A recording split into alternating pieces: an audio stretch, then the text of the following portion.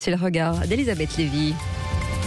Bonjour Elisabeth. Bonjour Cécile, bonjour à tous. Vous voulez revenir sur ce qui a déchaîné autour des dîners clandestins ce matin. Oui, on veut les noms et on les donne. Depuis la diffusion du reportage de M6 sur la fameuse soirée de Pierre-Jean Chalençon, et en réalité, depuis le début de l'épidémie, le fond de l'air est à la délation. L'un balance une messe de baptême, bonjour la charité chrétienne, l'autre un déjeuner, le troisième un pot chez son voisin de palier, c'est la fête à la vertu. Derrière cette porte, des gens s'embrassent sans masque, s'est étranglé une journaliste la semaine dernière. Alors, faute de ministre à dénoncer, Mediapart triomphe tout de même, à un ex-ministre, Brice Hortefeux, et un éditorialiste influent, ils ont déjeuné. Vous avez bien entendu, ils ont déjeuné. On agrandit, vous savez, on fait des zooms sur des cartons d'invitation pour prouver que X, Y ou Z en ont eux aussi croqué. Et ensuite, vous avez des élus qui jurent que jamais ils n'ont commis ce crime de dîner clandestin. Un dîner clandestin, en fait, c'est tout dîner qui rassemble des gens qui n'habitent pas avec vous, à moins de dîner à 18h. Mais bon. Ce qui est amusant, si on peut dire, c'est que les journalistes dans cette affaire sont à la fois des accusateurs et les accusés. Parce qu'en fait, finalement, ils se retrouvent à flatter une opinion qui les déteste. Je vous donne un petit échantillon sur ce fameux hashtag « On veut les noms ».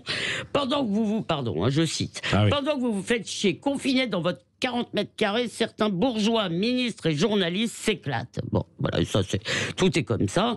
Et bien sûr, derrière, l'État embraye, perquisition, garde à vue, verbalisation. Vous avez suivi ça ce week-end. Oui, mais que dirait-on si les puissants festoyaient en toute impunité, Elisabeth Lévy ? Arrêtez avec les puissants qui festoient pendant que les pauvres triment. D'abord parce que pauvre ne signifie pas peine à jouir. Heureusement, des pots, des dîners, des fêtes, des réunions de famille, des transgressions absolument en tout genre, il y en a dans tous les milieux, du 9-3 à Neuilly. Bon, allez, je l'avoue, puisqu'on on est là, moi aussi j'ai fauté et j'ai aimé ça. Bon, la plupart de ces crimes échappent à la surveillance policière, et tant mieux. Bon, les malchanceux se font aligner, comme cette famille avec ses verres de rosé.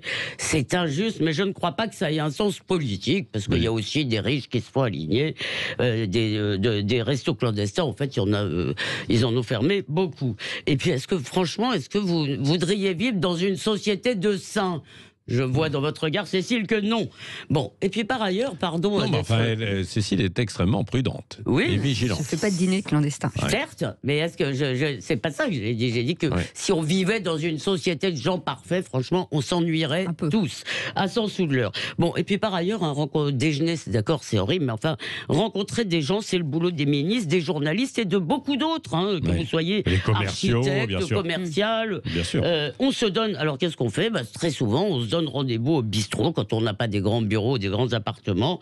Et donc, ce ne sont pas seulement des lieux de loisirs, ils sont très importants.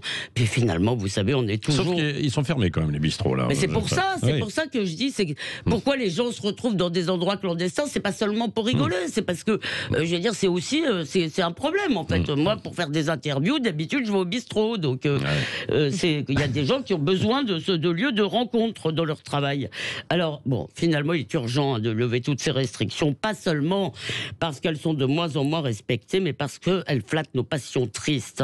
Pire, dans ce concours de beauté morale, le ressentiment se drape dans le souci du bien commun, mais finalement, sous couvert d'être le gardien de son frère, chacun devient le flic de son prochain. Merci, le regard libre, comme chaque matin, d'Elisabeth Lévy à 8h15 sur Sud Radio.